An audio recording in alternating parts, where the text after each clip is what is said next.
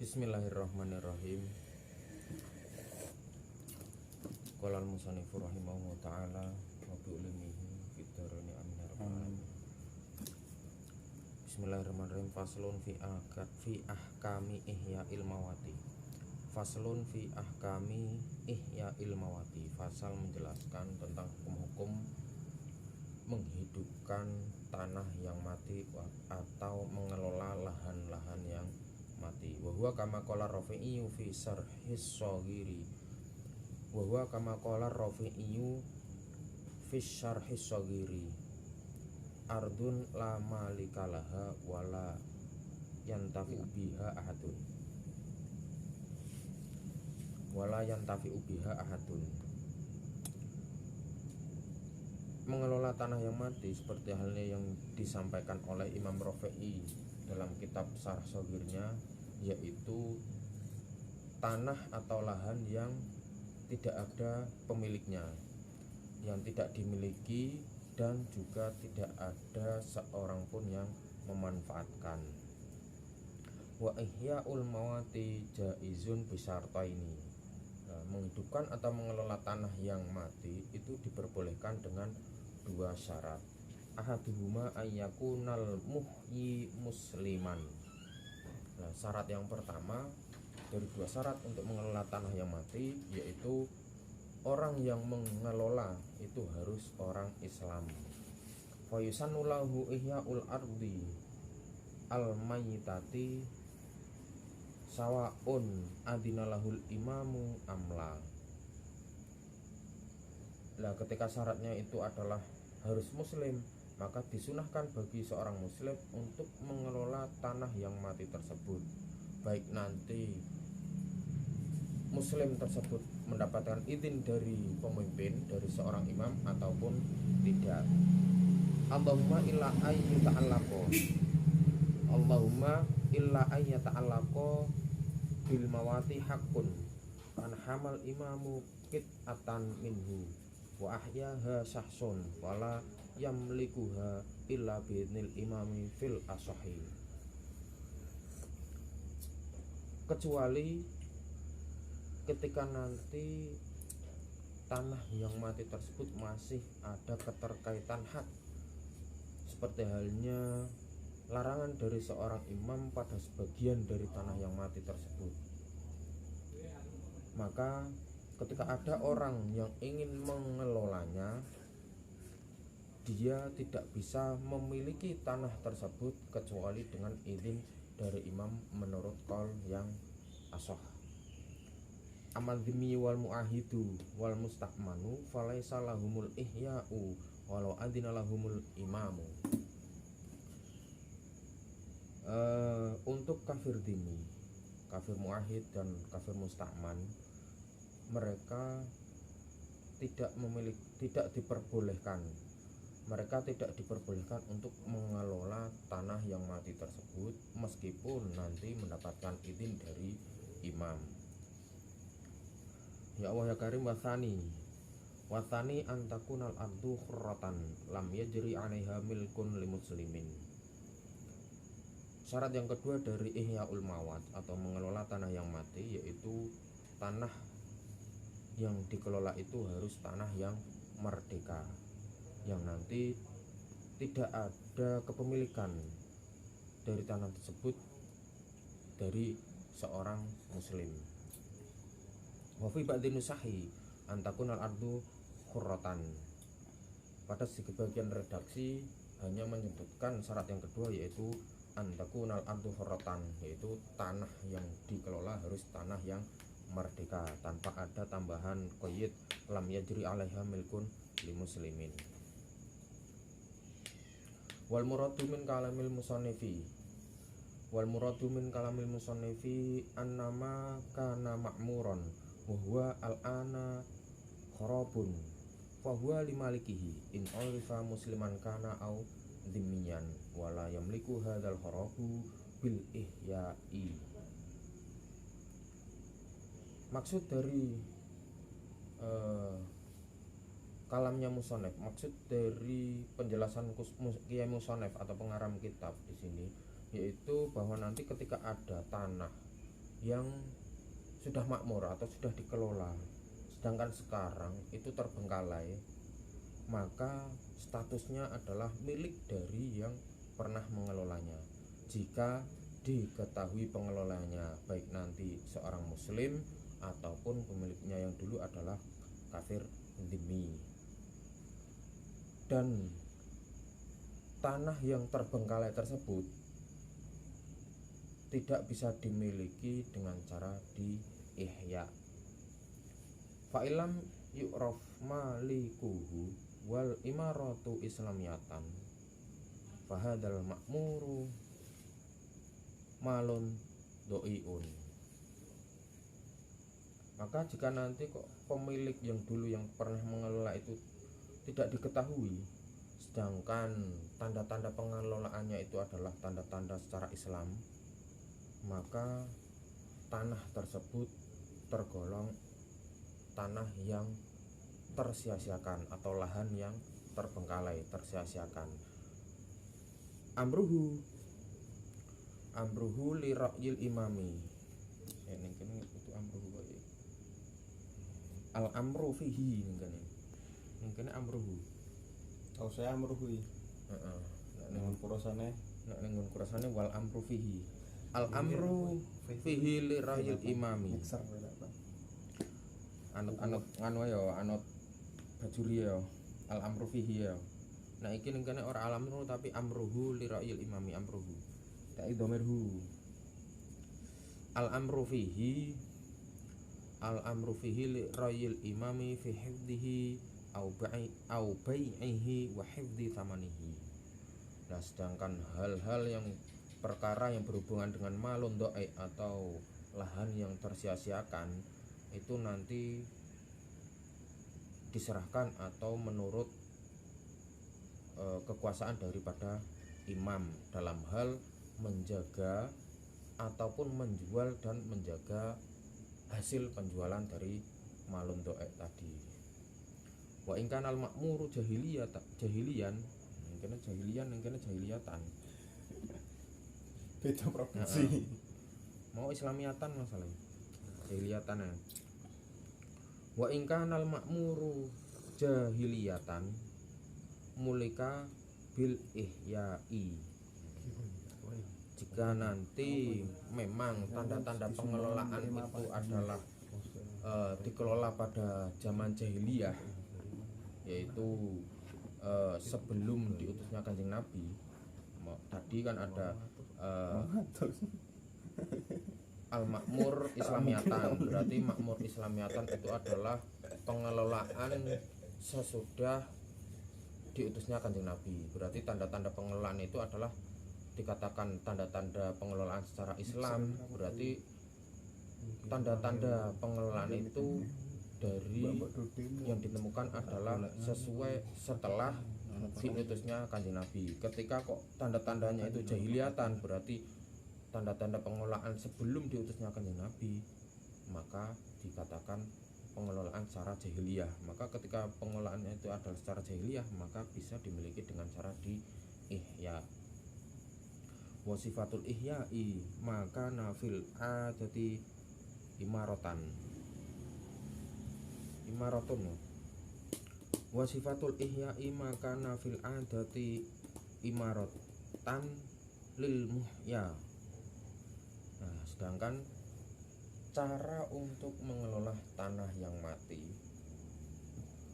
cara untuk mengelola tanah yang mati, yaitu dengan cara sesuai umumnya, sesuai adat. Cara untuk mengelola tanah yang mati yaitu dengan cara yang sesuai dengan adat dikatakan sebagai mengelola tanah yang mati tersebut. Wa yakhtalifu hadza bi ikhtilafil gharadi alladhi yaqsiduhul muhyi.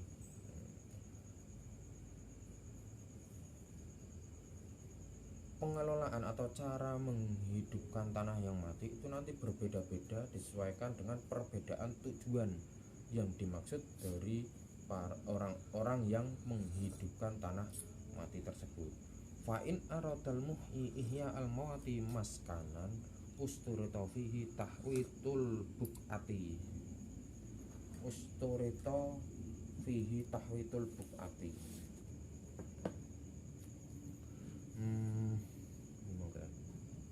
Fa'in aradal muhyi ihya al mawati.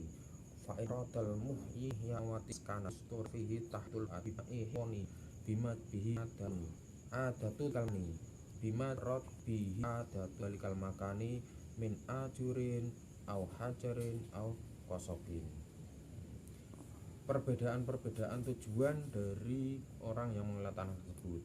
Nah, ketika nanti yang dituju atau yang dimaksud dari pengelola tanah itu, pengelola tanah yang mati tersebut ingin menjadikan tanah mati tersebut sebagai bangunan atau rumah, maskanan berarti bangunan, segampangnya disebut saja rumah, maka disyaratkan untuk membangun pagar, memagari pembatas dengan membangun pagar yang sesuai dengan adatnya pada tempat itu. Jadi membangun pagar sesuai dengan umumnya membangun pagar di tempat itu, yaitu dengan memakai apa membangunnya, ada kalanya dengan batu, ada kalanya dengan bata, batu ataupun bambu. Jadi ketika nanti yang dituju dari pengelola tanah yang mati tersebut ingin membuat suatu bangunan, maka disyaratkan untuk membangun pagar dan juga membangun batas ataupun membangun pagar dengan bangunan yang umumnya dipakai di tempat itu, yaitu dengan bata, dengan batu atau dengan bambu. Wastirita aidon sakfu ba'diha wa nasbu babin. Selain membangun pagar dan dinding, disyaratkan juga untuk membangun atap pada sebagian dinding tadi, sebagian pagar tadi, dan juga membuat pintu. Jadi ada pagar, ada atap, ada pintu. Itu untuk ketika memang yang dituju atau yang dimaksud ketika menghidupkan tanah yang mati mau dijadikan sebagai bangunan atau rumah, maka disyaratkan untuk membangun pagar atau dinding, diberi atap, terus dikasih pintu seperti umumnya membuat rumah. Wa in aradal muhyi ihya al mawati zaribata dawabin fayakfi tahwitun duna tahwit tusukna. Nah ini ketika tujuannya lain lagi, ketika pengelola itu tujuan ketika mengelola tanah yang mati itu adalah mau dijadikan sebagai kandang, maka cukup membangun pagar saja, pagar yang lebih rendah dari pagar rumah, membuat dinding duna tahwi tusukna, jadi yang lebih rendah atau di bawahnya dinding rumah. Wala yastaritu sakfu, dan juga ketika mau dijadikan sebagai kandang ternak tidak disyaratkan untuk membuat atap. Wa in aradal muhyi ihya al mawati mazra'atan wa in aradal muhyi ihya al mawati mazra'atan fayajma'u turaba haulaha wa yaswil ardo bi kashi mustaqlin wa tammi munkhafidin wa tartibi ma'in laha bisyaqi saqiyatin min bi'rin au hafri konatin. Nah ini tujuan yang lain lagi ketika nanti pengelola tanah yang mati itu bertujuan untuk menjadikan tanah mati tersebut dikelola menjadi ladang atau lahan untuk bercocok tanam, maka nanti disyaratkan untuk mengumpulkan tanah-tanah di situ, di sekitarnya, terus tanah tersebut diratakan dengan cara mencangkul tanah yang tinggi dan juga mencangkul tanah yang tinggi dan juga menguruk tanah yang amblas. Jadi diratakan, yang tinggi dipapras, yang rendah diuruk. Selain meratakan tanah juga mengatur irigasi.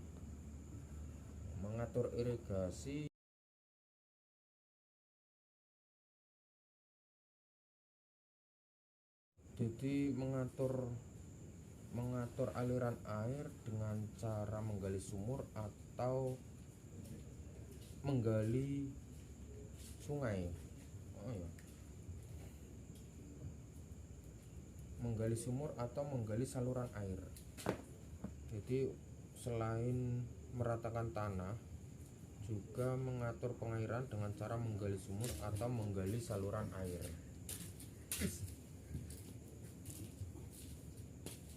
Iklan. Nyarutang.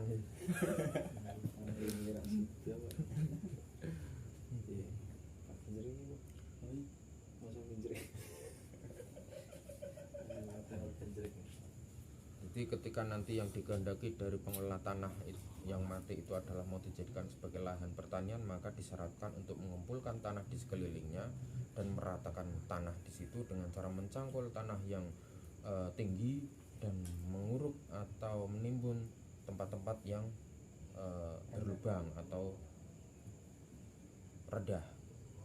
Selain itu juga membuat aliran air, baik nanti dengan cara menggali sumur ataupun dengan membuat saluran air lewat irigasi. Fa'in kafahal mutoro al mu'tad,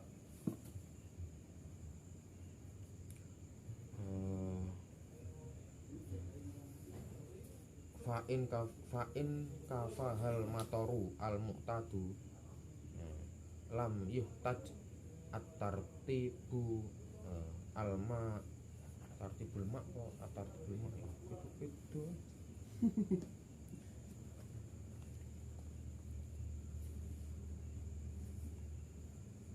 Nah iki li tartibul mak iki at-tartib. Oh iya.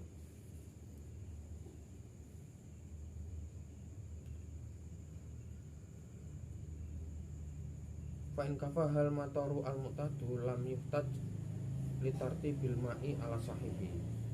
Ketika nanti tanah yang mau dikelola itu sudah cukup dengan cara menada hujan secara adat, maka tidak dibutuhkan untuk membuat saluran air atau saluran irigasi menurut qaul sahih. Wa in aradal muhyi ihya al mawati bustanan fayajma'ut turaba wa tahwitu haula ardil bustani in jarat bihi adatun.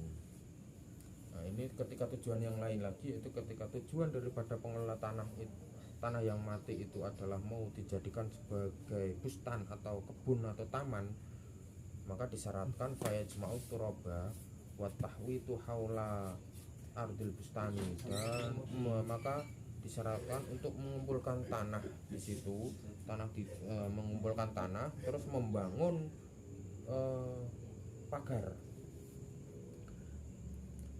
pagar di sekeliling kebun tersebut yang sesuai dengan adat. Jadi dibangun pagar sesuai adat disitulah. Wa istaratu ma'adhalika al-gharasu alal madhabi. Nah, selain membuat pagar seperti halnya yang sudah kelaku dalam pengadatan di situ, juga disyaratkan untuk menanam pada tanah tersebut menurut madhab. Tentang pembahasan lain lagi, yaitu tentang air. Wa'lam annal ma'a al muhtassa bisahsin la yajibu badluhu lima syiyati ghairihi mutlaqan. Jadi perlu diketahui bahwasanya ketika air yang sudah khusus bagi seseorang itu, nanti orang tersebut tidak wajib untuk memberikan kepada hewan ternak orang lain secara mutlak. Ketika memang sudah miliknya, maka dia tidak wajib untuk memberikan air tersebut diberikan kepada hewan ternak orang lain. Wa innama yajibu badlul ma'i bi thalathati syara'ita. Jadi kewajiban untuk memberikan air kepada yang lain itu ada 3 syarat.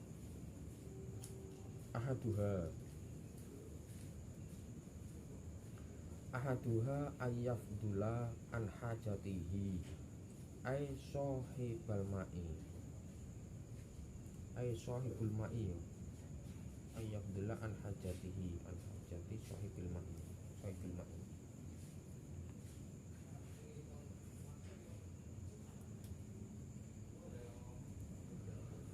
Jadi kewajiban untuk memberikan air kepada orang lain itu ada 3 syarat.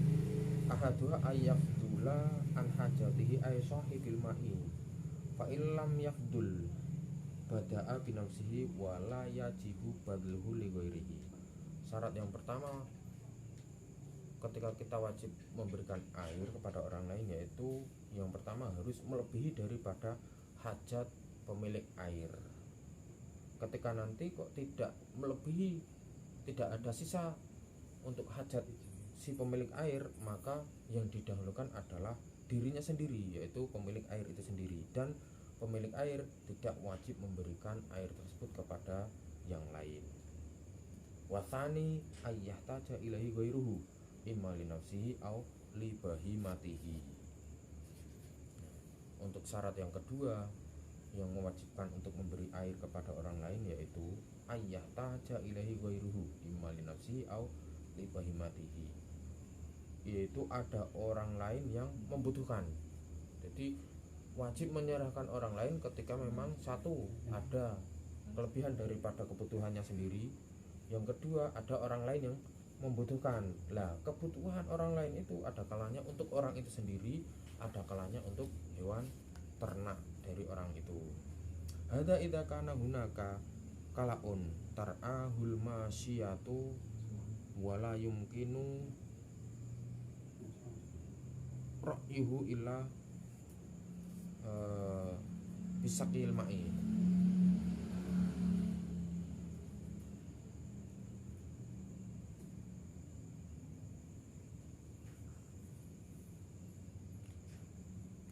Hadza idza kana hunaka kalaun tar'ahul masyatu hadza idza kana hunaka kalaun tar'ahul masyatu wala yumkinu ra'yuhu illa bisaqil ma'i. Lah, hal ini jadi kewajiban memberikan air kepada orang lain, baik nanti orang yang membutuhkan itu ada kalanya untuk dirinya sendiri ataupun untuk hewan ternaknya, itu ketika nanti pada kasus ketika memang penggembala ada suatu padang rumput yang dipakai untuk menggembalakan ternak, sedangkan untuk menggembala di sana untuk makan rumput yang ada di tempat menggembala tersebut tidak mungkin kecuali dengan minum air. Walajibu alaihi badlul ma'i li zar'i ghairihi wala li syajarihi, dan tidak wajib bagi pemilik air untuk memberikan air kepada orang lain untuk dipakai menyirami tanaman orang lain, dan juga tidak wajib memberikan kepada orang lain untuk menyirami pohon dari orang lain. Wasalitsu, untuk syarat yang ketiga dari kewajiban memberikan air kepada orang lain, yaitu wasalitsu ayyakunal ma'u fi maqarrihi wa huwa mimma yustakhlafu fi bi'rin aw ainin. Wasalitsu ayyakunal ma'u fi maqarrihi wa huwa mimma yustakhlafu fi bi'rin aw ainin. Untuk syarat yang ketiga dalam hal kewajiban memberikan air kepada orang lain, yaitu adanya air itu masih pada tempatnya.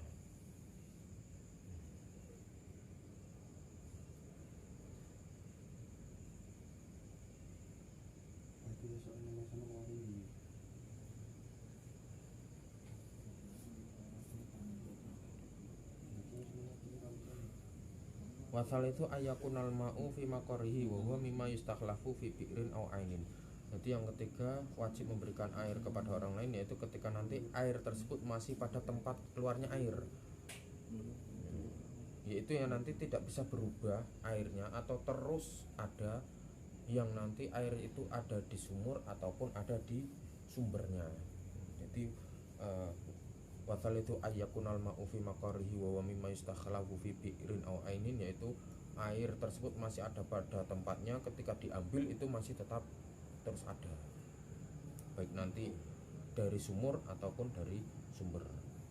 Fa idza akhadha hadzal ma'u fi ina'in lam yajib badluhu ala sahihi. Ketika nanti air yang dari sumber atau dari sumur itu sudah diambil terus ditempatkan dalam suatu wadah, maka air yang sudah diwadahi tersebut tidak wajib untuk diberikan kepada orang lain menurut qaul sahih. Wa haitsu wajibal badlu lil ma'i wa haitsu wajibal badlu lil ma'i.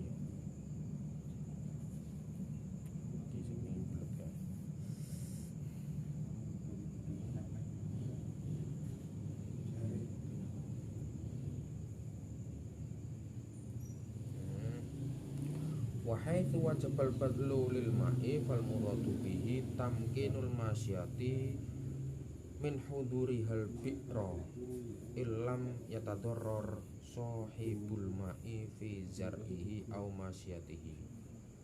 Sekiranya wajib memberikan air yang tadi, sekiranya wajib memberikan air yang ada di sumur tadi atau pada sumbernya, maka yang dimaksud di sini adalah mungkinnya hewan ternak untuk hadir atau datang ke tempat air yang ada di sumur atau di sumber tadi, dan itu jika memang nanti tidak membahayakan atau tidak berbahaya bagi pemilik air, tidak berbahaya bagi pemilik air dan juga tidak merusak terhadap tanaman dari pemilik air atau tidak merusak hewan ternak pemilik air. Jadi kewajiban memberikan air tadi, air yang sudah ada sisa, ada yang melebihi dari hajatnya, ada pada yaitu ada orang lain yang membutuhkan, terus yang ketiga airnya itu masih pada tempatnya. Nah, kewajiban itu ketika nanti memang hewan ternaknya itu mungkin untuk dihadirkan ke lokasi air tadi, ke sumur lah misalnya atau ke sumber, hewan ternaknya digiring ke situ, dan memang ketika nanti hewan ternak yang mau minum air di sumber atau sumur tersebut tidak merusak dari tanaman atau hewan ternak dari pemilik air atau sumur tadi, itu maka nanti boleh menyerahkan. Fa'in tadarrara biwurudiha muni'at minhu wastaqolaha ar-ra'atu kama qalahul mawardiyu.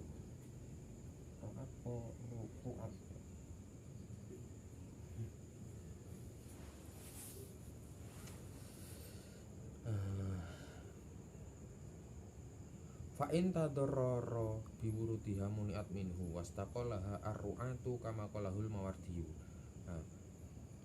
Wajib menyerahkan tadi ketika memang tidak mengganggu terhadap pemilik air, dalam hal juga tidak merusak tanaman dan hewan ternak dari pemilik air.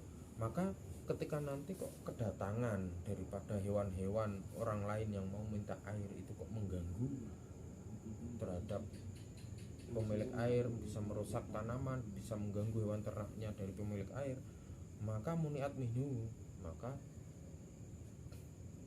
dicegah untuk mendatangkan hewan-hewan tadi dari orang lain untuk minta air di sumur atau di sumber tadi. Maka ketika mengganggu maka dicegah untuk mengambil air di sumur itu. Wastaqalla haru'atu kama qalahur mawadu, dan nanti penggembalanya yang harus mengambil air terus diberikan kepada hewan ternaknya menurut Imam Mawardi. Jadi ketika kok hewan-hewan ternaknya itu mengganggu dari pemilik air, nanti malah merusak tanaman, mengganggu hewan ternak dari pemilik air, maka nanti dicegah untuk mendatangkan hewan ternak orang lain tersebut untuk minta air di sumur atau sumber tadi, tapi dengan cara penggembalanya itu mengambil air dari sumber lalu dikasihkan kepada hewan ternaknya.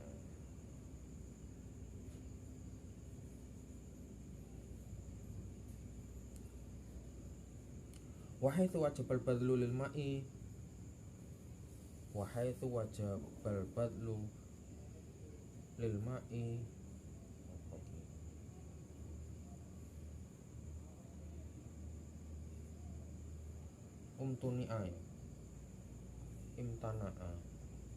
umtuni'a den cegah sapa ahadun, imtana'a nyegah sapa ahadun, umtuni'a.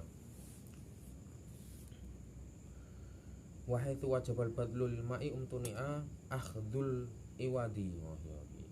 Wahaitsu wajibal badlu lil ma'i umtuni'a akhdul iwadi alaihi ala sahihi.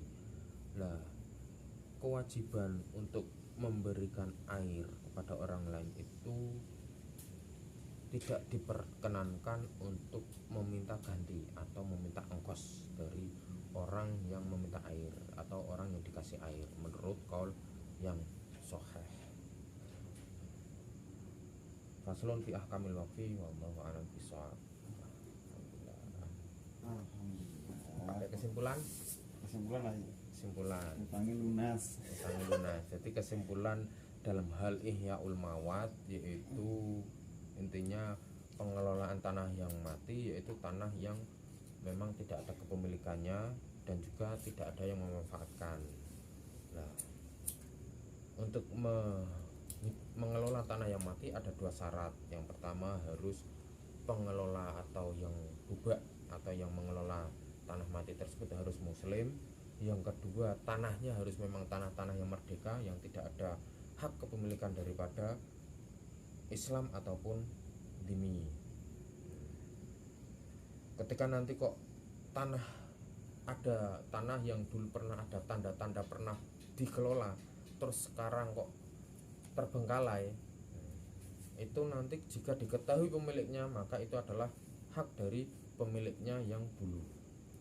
Ketika tidak diketahui maka nanti untuk dalam hal menjaga, menjual dan menjaga hasil jualannya itu nanti dalam kekuasaan imam. Nah, tanda-tanda pengelolaan itu ada dua macam. Ada tanda-tanda Islamiyah, ada yang tanda-tanda jahiliyah. Tanda-tanda Islamiyah berarti tanda-tanda pengelolaan tanah setelah diutusnya Kanjeng Nabi. Tanda-tanda jahiliyah berarti tanda-tanda pengelolaan sebelum diutusnya Kanjeng Nabi. Lah ketika kok Islamiyah berarti nanti tanah tersebut tidak bisa dimiliki dengan cara diihya. Sedangkan ketika tanda-tanda pengelolaan itu adalah tanda-tanda jahiliyah, maka nanti bisa dimiliki dengan cara diihya.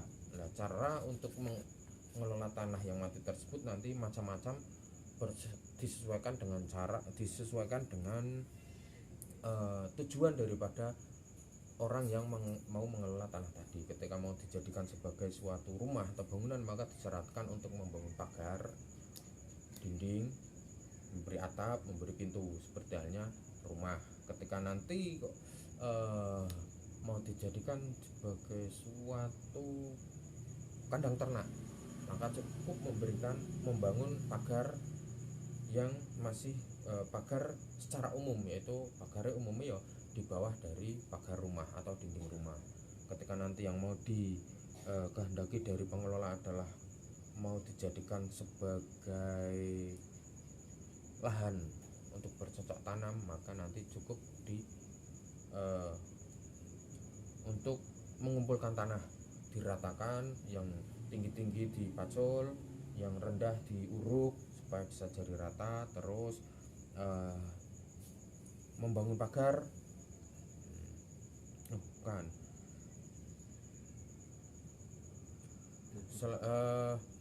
meratakan tanah, terus membuat saluran irigasi ketika mau dijadikan sebagai lahan pertanian. Nah, ketika nanti kok dicukupkan dengan tanah itu sudah cukup dengan tanda hujan, maka tidak disyaratkan untuk membuat saluran air atau saluran irigasi menurut qaul shahih. Ketika nanti kok yang dikehendaki pengelola tanah yang mati tersebut mau dijadikan sebagai kebun atau taman, maka disyaratkan untuk mengumpulkan tanah dan membangun pagar di sekeliling tersebut sesuai dengan adatnya, dan disyaratkan juga untuk menanami sesuatu di tanah tersebut menurut madhab. Itu untuk yang ihyaul mawat. Dan ada tambahan lagi yang perlu diketahui bahwasanya air ketika sudah tertentu untuk seseorang nanti tidak wajib untuk memberikan kepada orang lain atau hewan ternaknya. Nah, kewajiban untuk memberikan air kepada orang lain itu ada 3 syarat. Yaitu yang pertama, ketika nanti memang airnya itu wajib kita memberi orang lain. Yang pertama, ketika air yang dimiliki itu melebihi daripada kebutuhan kita. Ketika tidak lebih dari kebutuhan kita, maka yang didahulukan adalah pemilik air dulu. Tidak wajib memberikan kepada orang lain. Yang kedua, ada orang yang membutuhkan. Kita mau memberi orang lain, ada orang yang membutuhkan. Baik nanti kebutuhannya itu untuk orang itu sendiri atau untuk hewan ternaknya. Nah, kewajiban untuk memberikan kepada hewan ternak itu ketika memang nanti ada orang yang menggembala hewan ternak di padang rumput dan dia hewan ternaknya itu tidak bisa makan rumput di situ kecuali dengan minum. Nek gak minum keseretan. Nah, maka wajib memberikan air. Nah, untuk syarat yang ketiga, wajib memberikan air yaitu ketika nanti airnya itu masih pada tempatnya. Tempat air tersebut baik nanti di sumur atau di sumber. Kewajiban memberikan air kepada orang lain itu dalam hal yaitu dengan cara ketika nanti kok airnya sudah diambil oleh pemilik air ditempatkan dalam suatu wadah, itu orang tersebut sudah tidak punya kewajiban memberikan kepada orang lain. Nah, ketika airnya masih pada tempatnya, masih pada sumur atau sumber, jadi ada kewajiban memberikan kepada yang lain, yaitu dengan cara orang-orang atau hewan ternaknya itu didatangkan ke tempat itu, ke tempat air, itu di sumur atau di sumber. Akan tetapi dengan syarat hewan-hewan yang didatangkan untuk meminum air di sumber tersebut tidak mengganggu dari pemilik air, baik nanti dalam hal tanamannya tidak merusak tanaman, juga tidak mengganggu hewan ternak dari pemilik air. Ketika mengganggu, maka tidak boleh mendatangkan hewan tersebut ke tempat air. Akan tetapi penggembala daripada hewan-hewan tersebut mengambil air dari sumbernya terus diberikan kepada hewan ternaknya. Dan ketika nanti kok sudah mengambil air, tidak wajib untuk atau tidak boleh ketika kok ada orang lain mengambil air itu tidak diperbolehkan untuk meminta ganti rugi atau meminta ongkos dari orang yang mengambil air. Sekian, wallahu a'lam bishawab. Alhamdulillah.